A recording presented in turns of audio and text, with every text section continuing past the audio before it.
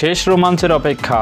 যুক্তরাষ্ট্রের চলতি Copa America 48তম আসরের মহারণ সামনে।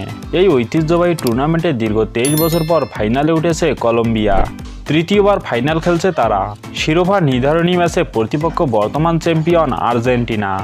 মিয়ামির হার্ড রক স্টেডিয়ামে সোমবার ভোরে ফাইনাল মহারণে মুখোমুখি হবে আর্জেন্টিনা বনাম কলম্বিয়া। ম্যাচটি শুরু হবে বাংলাদেশ সময় ভোর 6টায়। 2024 কোপা আমেরিকা কে জিততে চলেছে? তো চলুন দেখে নেওয়া যাক দু দলের পরিসংখ্যান এবং শক্তিমত্তা। সব প্রতিযোগিতা মিলিয়ে এ পর্যন্ত 42 বার মুখোমুখি হয়েছে আর্জেন্টিনা বনাম কলম্বিয়া, যেখানে আর্জেন্টিনার 25 জয়ের বিপরীতে কলম্বিয়ার জয় মাত্র 9টিতে। বাকি 8 ম্যাচ ড্র হয়েছে।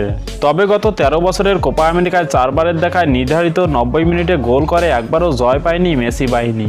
এই 4 ম্যাচে ট্রাইবিকারে আর্জেন্টিনা একটি ড্র একটি হারের সঙ্গে জয় পায় 2টিতে। সবশেষ 2022 সালে মেসিদের কাছেই বিশ্বকাপ বাছাইয়ে হেরেছিল কলম্বিয়া। তাই বলাই যায় 2024 কোপা আমেরিকায় আর্জেন্টিনা বনাম কলম্বিয়া ম্যাচটি হবে 50-50। তো বন্ধুরা, আপনাদের কি মনে হয় 2024 কোপা আমেরিকা জিতবে কোন দল? জানিয়ে দিন কমেন্ট বক্সে।